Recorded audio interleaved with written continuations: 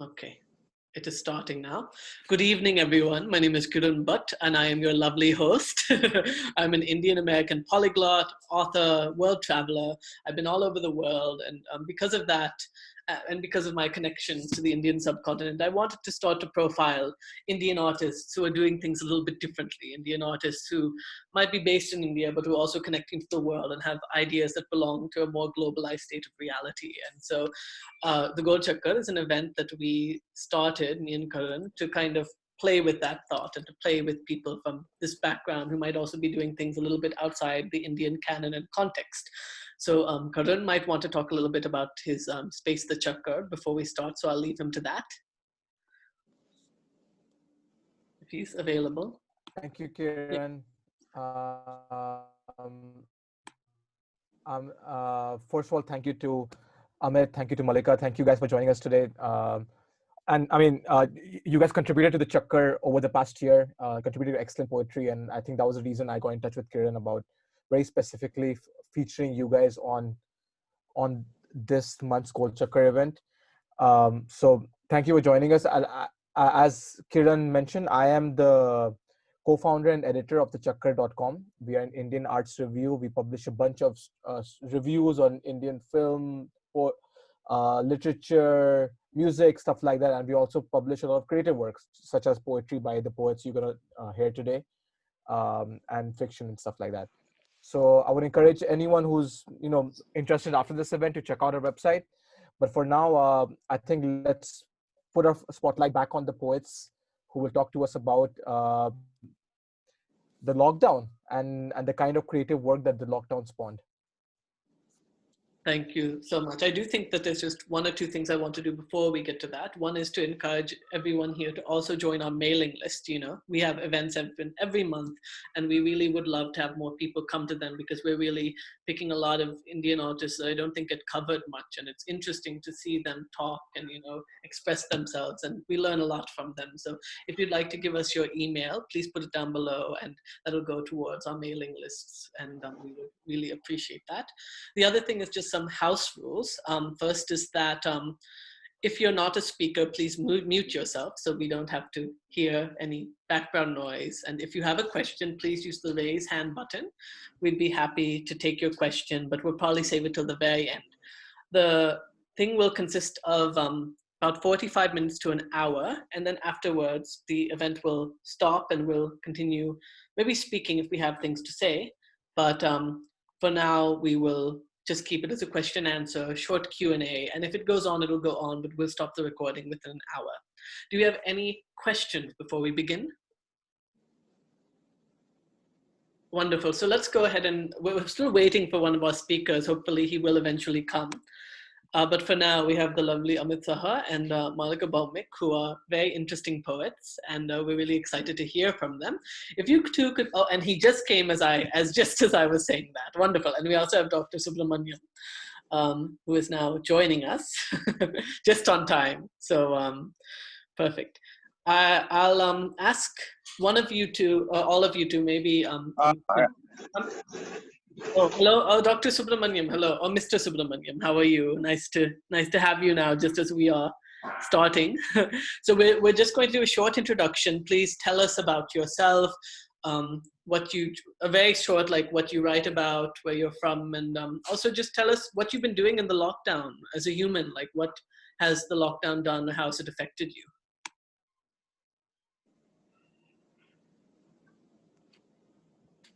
If Mallika wants to start, you can start since you're already. Yeah. Yeah. Actually, different phases of lockdown had a different impact on most of our lives.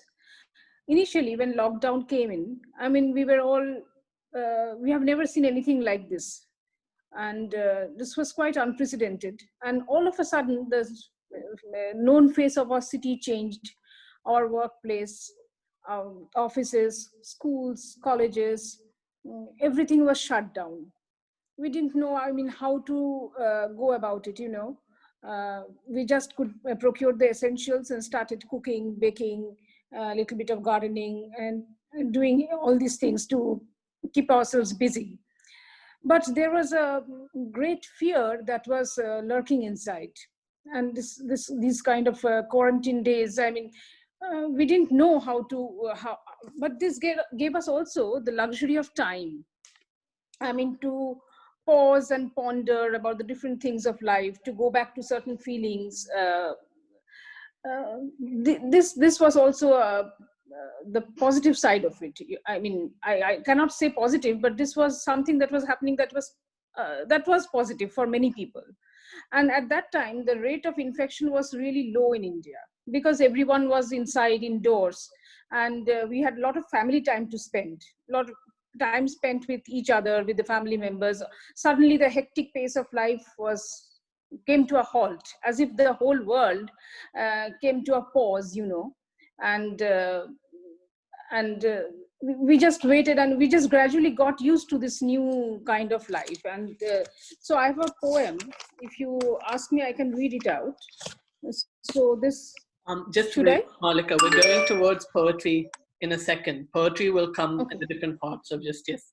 For Okay, now, okay. thank you very much for your But the contribution. initial phase was like this. I mean, we gradually got used to this staying at home, cooking, baking, cleaning the house, looking after our pets, looking after maybe the elderly, sitting down with them, which we didn't do earlier. Very true. Thank you, Mallika. And I think that's something we can all very much relate to. Subramaniam, sir, how about you? Do you have any thoughts to share on the topic? Yeah. Thank you. Just a minute. Just a minute. Can you hear me, Kiran? Or Yes, just a yes, minute? I hear you. Yes, yes, we all hear you. Yeah. Yeah, you can hear. Yeah. Yes. Thank you, Kiran. Let me apologize at the beginning for being a little late because I didn't have the Zoom link. So hope you can hear me. Or do I have to unmute myself? You're 1 minute. not 1 muted. minute. Don't worry. You can go ahead and you've been unmuted. Don't worry. You're already speaking. So go ahead and continue. He has muted himself again. You were fine earlier, Subramaniam, sir. So please unmute yourself. We were hearing you perfectly. So just go ahead. While we wait for Subramaniam, sir, to sort it out, Amit, do you want to give your introduction? Yeah, hello. Muted himself. Let me see if I can help him. If I can just unmute him for him, that might make it quicker. Sorry, that might Yeah, he's unmuted now. Yeah, now you're fine. So go ahead, please speak. Yeah. Shall I? Yeah. So about the lockdown, I think I've got a good deal to say because it happened at a time around for March or so when I was planning a trip to Kerala to visit my sister, and that was the time when actually the news was getting steam, and everyone was worried because it came like a bolt from the blue.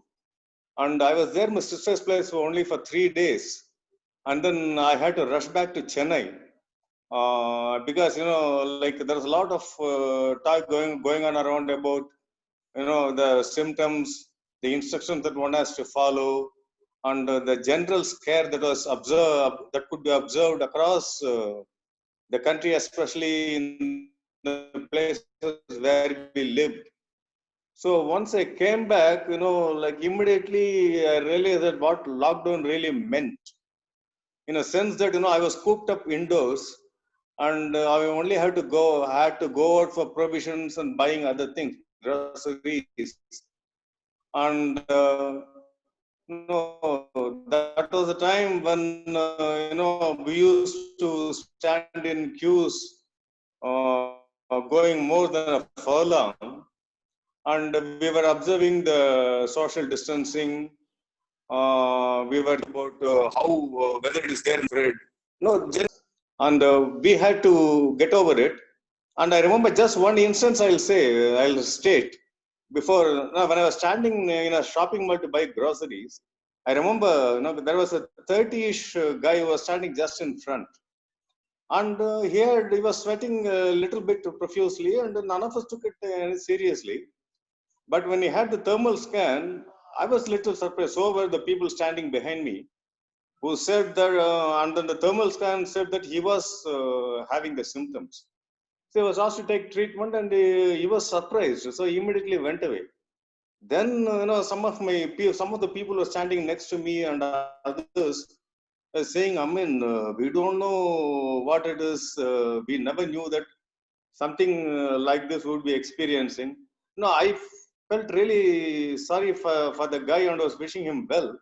But I realized that, that was a time when most of us didn't know when it will strike, or what should we do to go about it. And anyway, there was regular thermal scanning, and most of us were tested also, and we were found to be negative in our apartment, colony. No, so this kind of this was the experience I had then. But lockdown was otherwise very positive in a sense that it put me into poetry and also writing. And though I was rather cut off from the outside world in a very limited sense, not really so, though I could spend my time profitably in writing. So that writing kept me going because I thought this was something which would keep your mind occupied, keep away from the negative vibe that are always lurking around you, and you will be able to evolve in such circumstances. That's generally the opening remarks I would like to say. And thank you so much for Kiran. Wonderful. Thank you, Subramanian sir. And that was a very interesting story as well, which shows as well that how this event, even if we were all like so straddled and we were so like contained, we also could get, we dealt with people who could, give us other things, both fear, both negative and positive emotions. But anyways, Amit, can you please tell us a little bit about about yourself, your writing, and then how the lockdown affected it all? Hello. So lockdown was a bit unbelievable because it started like it may be like we expected it may last for a day, 2 days, 1 week, but then it went on, and then we realized it's something serious. It's a matter of life and death. So it will go on. Earlier, like in the starting phase, we thought like it's good family time. We are spending time. We don't get holidays to spend time with families. Then we realized it's not. We are spending time with our family, but there is also the economy of the country. There is our job and other things. So we have to continue life. We have to go on doing things we were doing, but we have to change the method, the methodology.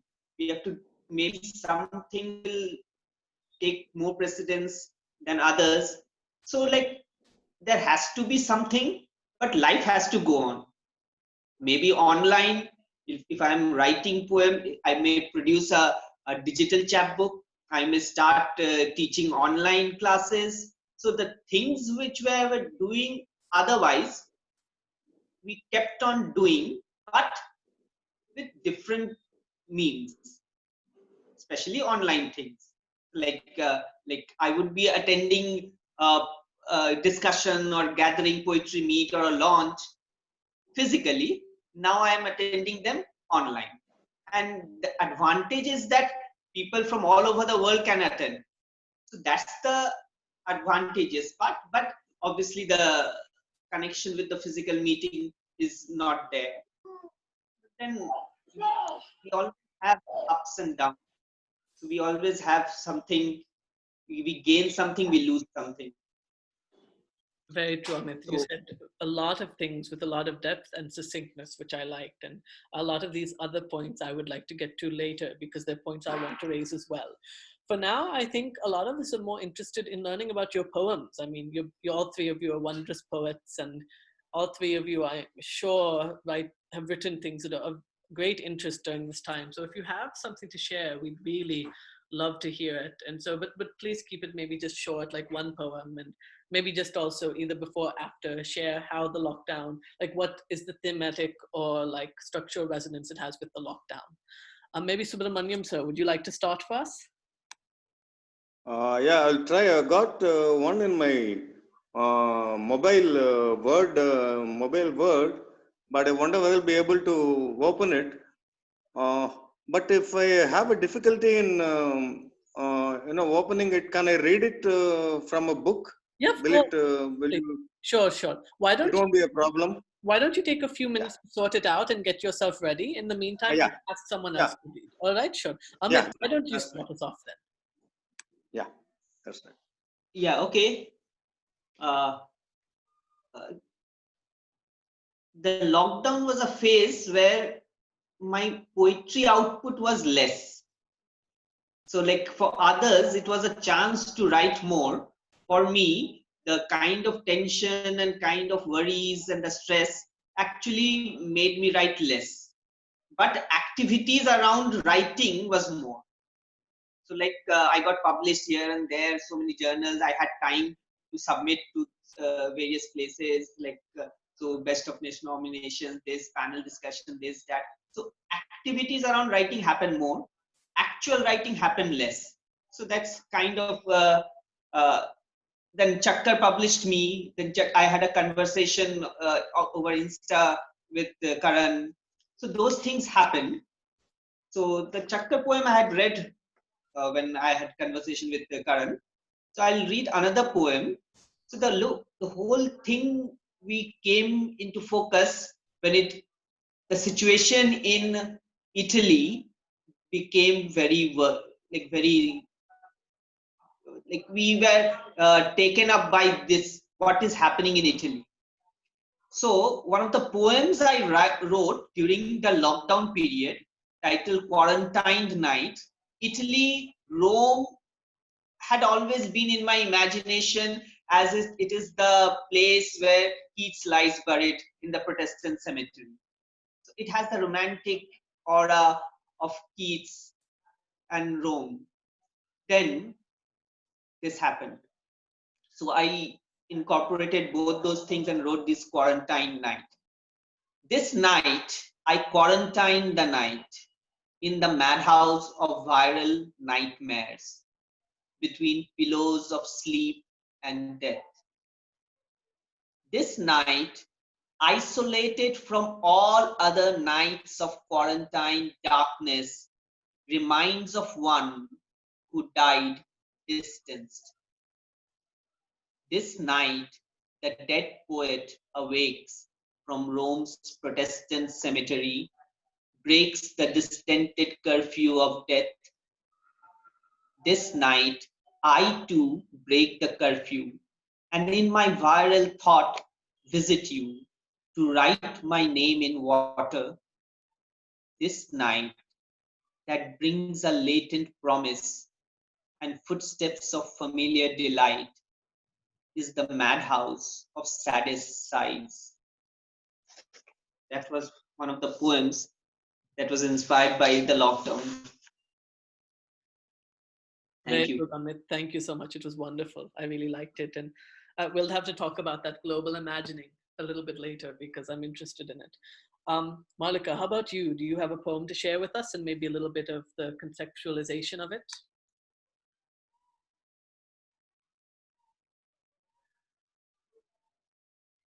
No, you're muted. I'll help you. 1 second. I asked you to unmute, so can you unmute it? Yes, now. Yeah. So I wrote a poem, Autopsy. It came out in one of the mags, and this was born out of fear. Now this came out in May. Now this was the time when the infection has spread. And in our city, we heard of people who were dying out of COVID. Their bodies were wrapped in plastic and were dumped in a place.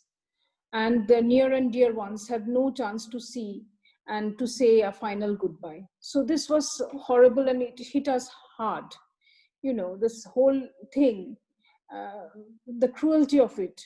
Death itself is cruel, but this dying of COVID and then not being able to see the departed soul, someone who was so very close to you. This whole thing, these things came out in newspapers. We heard about it from different sources. So this affected me to a great extent. And the city itself, how it has changed. This whole poem talks about that. The title of the poem is Autopsy. A city rests in me when they cut me open. My summoned flesh, slimy innards, stare out at the empty roads and lonely parks, echoing abandoned footsteps. A sheet of melancholy spreads itself over my clogged arteries, perforated lungs, and pancreas, my dried up bile ducts. The city's once bustling roads and boulevards, the crisscross of flyovers, peep over each other's shoulders to discover the absence of shadows.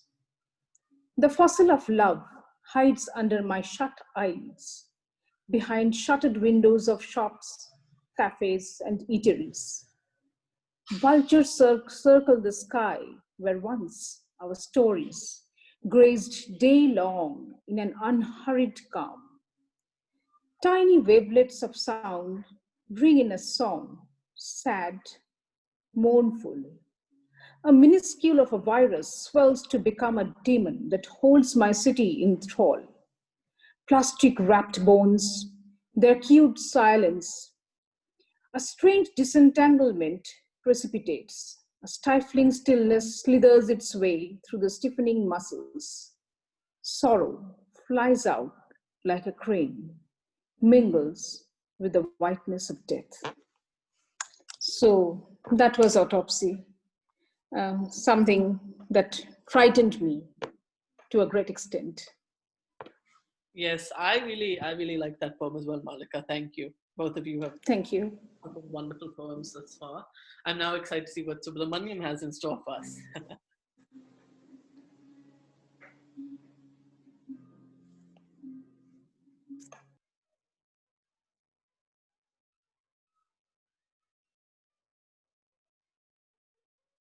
Subramaniam, sir, let me help you as well. Okay, I press the Aston mute button. So just when you can, Yeah. I can guess now you're fine. So. I'll read a poem which was written some 5 months ago. Then the mood in the poem was generally slightly like a bout of depression when you feel that you are really alienated or cut off from the surroundings of the people around you, and that bout of depression makes you feel that though it's temporary, no, it is lingers in your mind. You're unable to get out of that. So this poem was written at a time when the age is beginning to tell on you, or there are other emotions which might weigh down your mind. So I wrote this poem in that situation, and perhaps it might sound a little optimistic, little gloomy too, but still I'll go ahead and read that. I'll just let you know how the poem reads. The poem is titled Eyeing the Mariner. The poem reads like this. Bones lose their elan as years burrow into the marrow. Age has a canny way of nudging the missile. The last sight may not smell of rose.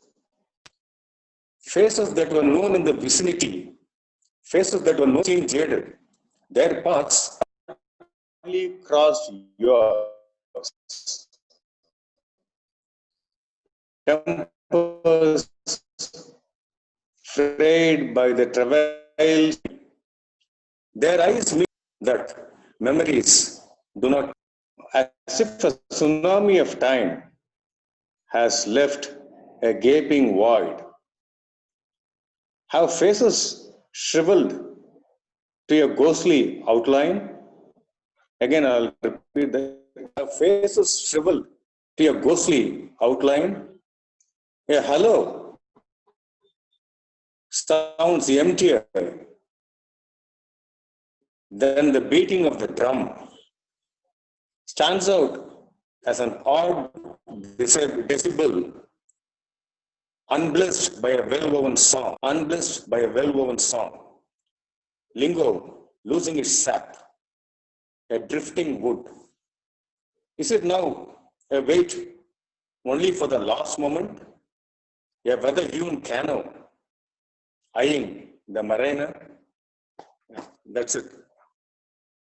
Very good, Subramaniam sir. Unfortunately, your connection quality was a little low. So I would recommend you copy and paste that poem into the chat box so we can read it as well. I think that'll help us a little bit with the comprehension. I really like that bone marrow line, but Oh, sadly yeah. it kept cutting in and out, so it was hard for me to fully comprehend it. So please just copy and paste it for us so we can read it properly. But wonderful. Thank you so much for your contributions, you three. I'd like to now maybe delve a little bit more into the lockdown conversation, if you don't mind. So lockdown, I think, changed a lot for all of us. You know, it was a very interesting time. Like, do you feel that there are certain ways that lockdown affected your life beyond just the physical parameters of, say, living in Kerala, or living in West Bengal? Like, were there ways that it kind of made your life a little either bigger or smaller in other ways? Maybe Amit can start with this one.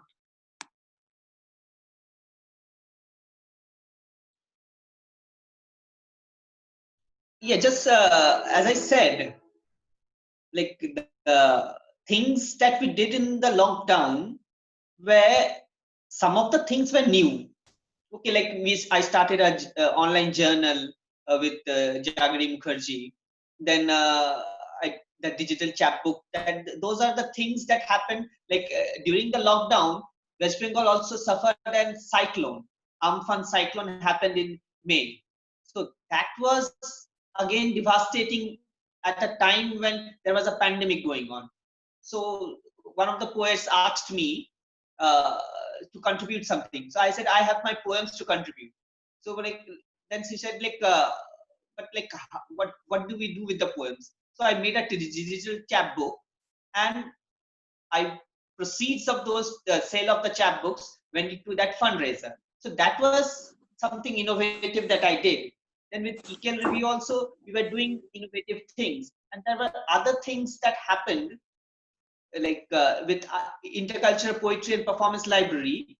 We started having sessions of Indian poetry past, present and future, where established poets like K. Sachidanandan, K. Darubala, they read the poems, they delivered lectures, they inspired younger poets. So those things happened, which was not possible if there was no lockdown, because the technology was always there, but we were never using it. Right. So the lockdown taught us to use technology.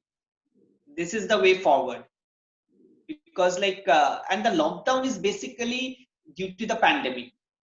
The pandemic has happened earlier also. People have responded differently in different eras of pandemics. So this is our response to this pandemic in the 21st century. Very good So response as well, Amit. I think it said a lot of things that I also privately agree with, and I'm sure a lot of people in this digital room would agree with as well. Mallika was also fervently nodding her head, so maybe she could also tell us what she's thinking, because I think she might be able to relate to a lot to what you said.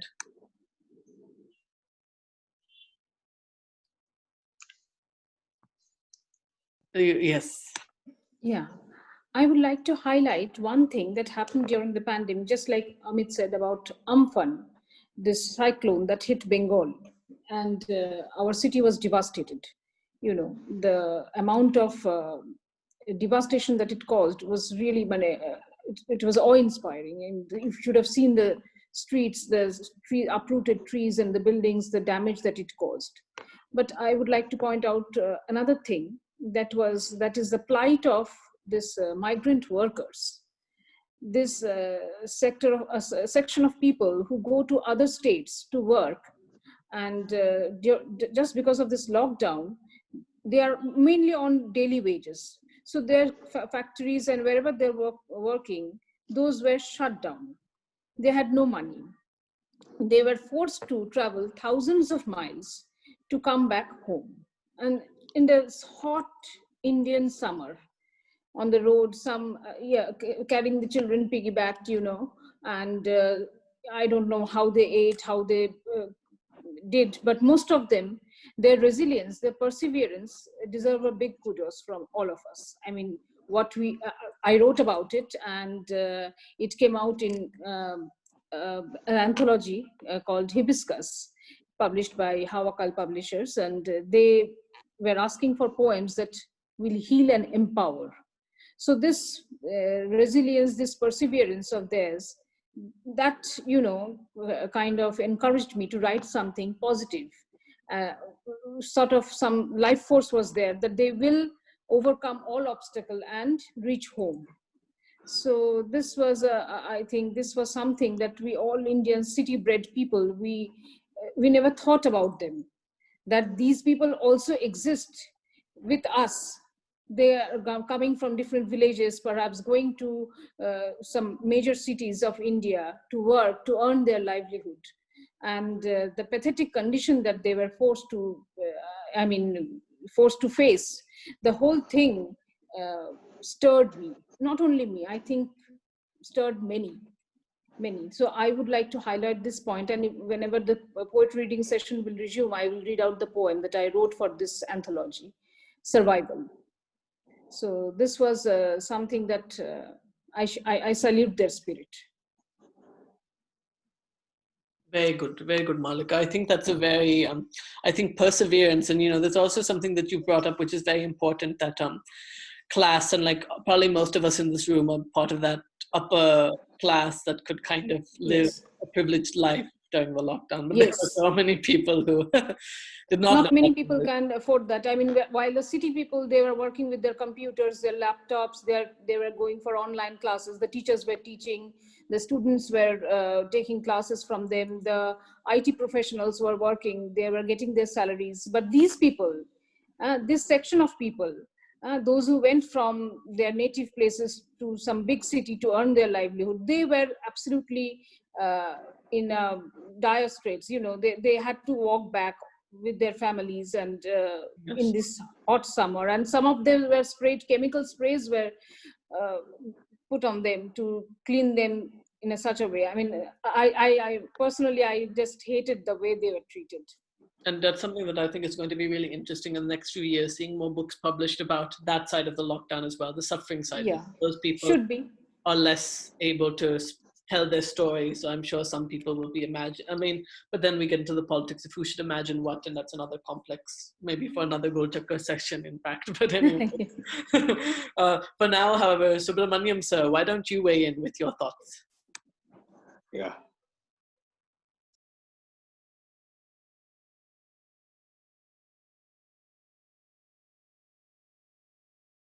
Once again, you muted yourself. Let me let me help you. Yeah. Thank you. No, I agree with the comments made earlier, about the migrant labor, because among all of us, I think they went through the most harrowing experiences one can think of. Just walking all the way back home, that too through thousands of kilometers, when there was hardly anything available on the way, and no jobs in sight, and they didn't know how to go with the livelihood in future. And it was a time when everything should have appeared bleak to them. I think it's all very fine to feel that COVID, is a big challenge for all of us to overcome. But what they faced and went through, was really terrible. In a way, when you look back at it, some of them might have found their grounding in life now. Some of them might have got over the bitter experience they might have had, and perhaps they are getting on with life, and they should. But I think that will remain perhaps, some kind of an unforgettable experience for all of us, to think of always. Yeah, that's all I would like to say about that. Thank you so much, Subramanian sir. So let me now follow up with another question. So what are some ways that you feel the lockdown opened your world? What are some ways that you feel like it, the sense of we have a world, and for some of us, who are based in one part of the world, suddenly it felt like all the world was open to us. So do you have any stories of that? Any ways that you were probably connecting more internationally or globally than you might have not been pre-lockdown?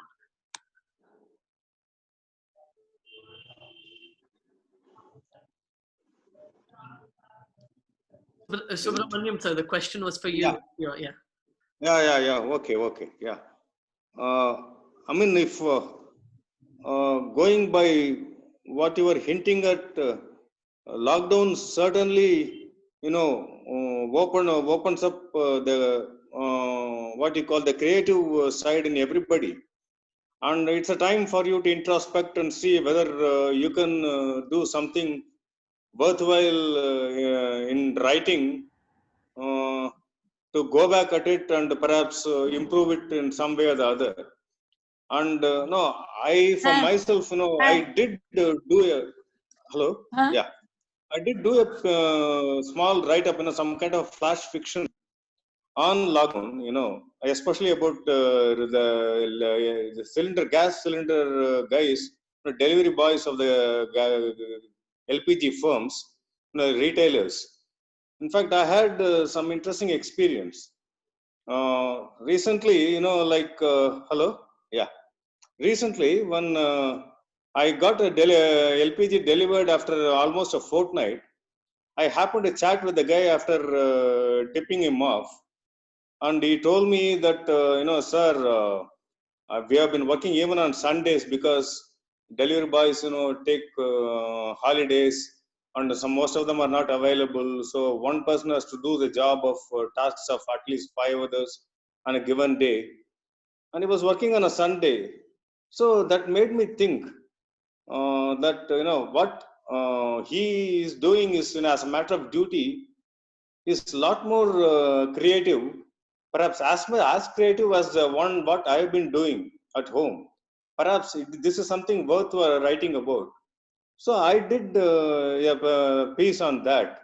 Now I got it in my laptop, but I have not sent it again to anybody so far. But it was a very revealing experience for me. I wonder whether this thing is exactly in tune with the question you asked, but I think it somehow meets the outlines of your question. And I also think it gets into another question which I wanted to ask, which is, what are some of the ways that you foresee that a lot of these lockdown changes are going to be like permanent in the literary or cultural strata? Like in the sense of like, we've now gotten used to like so many digital events, we've gotten used to so much more international interaction. Like, do you believe that a lot of these things are here to stay, or will life return to normal in certain ways after we get back to a more normalized state? Yeah, the question is for me, no? Yeah. No, why not? And then I'll go to Mallika or Amit. Okay, yeah. See, I don't feel lockdown is going to stay forever because there are some very positive signs, especially about the vaccination. It's possible that there has been steady decline in the number of active cases in the last few months. Mortalities have been very low, and generally positive stories are a lot more now. And vaccination has just begun, but despite some fears to the contrary, I do believe that there might not be any need to stretch the lockdown beyond a point. But it depends on a combination, I think, of circumstances. How to, where to impose restrictions and how to relax other activities in life. But I have a genuine feeling that lockdown might not be really necessary to continue forever. I think soon life will be freed of the lockdown, sooner or later. Well, that's what I feel.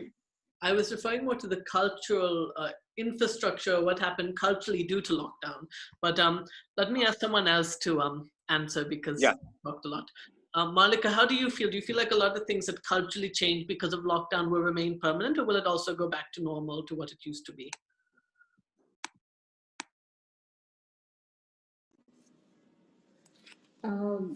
Yeah, culturally, in our state, hello. So in our state, like, just because so many people were not allowed to gather in, not only in our state, worldwide only, because we were all following the physical distancing norms. So like outdoor cultural programs were not happening. and musicians, those whose lives are dependent on this, the people who are connected to this industry, entertainment industry, their lives suffered a lot. And especially during the Durga Puja here in Kolkata, these people earn a lot by going to other states, by going abroad, by also participating in cultural programs in different parts of the city. But that did not happen this time. Maybe it will happen in 2021, this year, but in 2020 nothing happened. So these people were badly affected, I can say that. And it's very good that you're also bringing a focus on some of the negative, that there was a lot of negative stuff that we would like to. This was negative, yes. Positive side is that most people, they started loving home. They started loving their home. They spent a lot of time with their family. They started doing new things, like maybe the man of the family who never cooks, he was going to doing some baking, some cooking, some helping with the dishes and stuff like that. And many people started doing a little bit of gardening. They started keeping pets. In fact, in Bengaluru, I found that a number of people, they started adopting dogs and cats and stuff like that. Not so much here in Calcutta, but in other places. I mean, people started, developing a new habit, taking out their pets for a walk and stuff like that, when lockdown was gradually eased. So these things, these are the positive sides also that came up. And online thing is doing a lot of good to a lot of youngsters. They're coming up with a lot of new ideas. So that one way it is good and one way it is not so good. Very good. Thank you, Mallika. But Amit, I think you also might be able to share some, of the other things that maybe more from a cultural or intercultural perspective. Do you think that there are certain things about lockdown that are going to stay in India or in the world? Yeah, certain things about lockdown will stay, because the lockdown taught us to things to be more hygienic and all. Since I think that basically the lockdown is still not there, so it has eased. I have been traveling since June to my university in Bolpur from Kolkata, and to and fro every weekend. So for me, the lockdown has ended, but I have been traveling with precaution, wearing mask and face shield and using hand sanitizers and all. So some of those, my nephew, who is just 2 years old, he has now learned that if you have to go out, you have to wear mask. You have to use hand sanitizers. So for us, we may go back to our old days, but these young kids who are growing up with these things, for them this is the normal. Okay, because they are experiencing it at their formative years. So for them, this is the normal thing.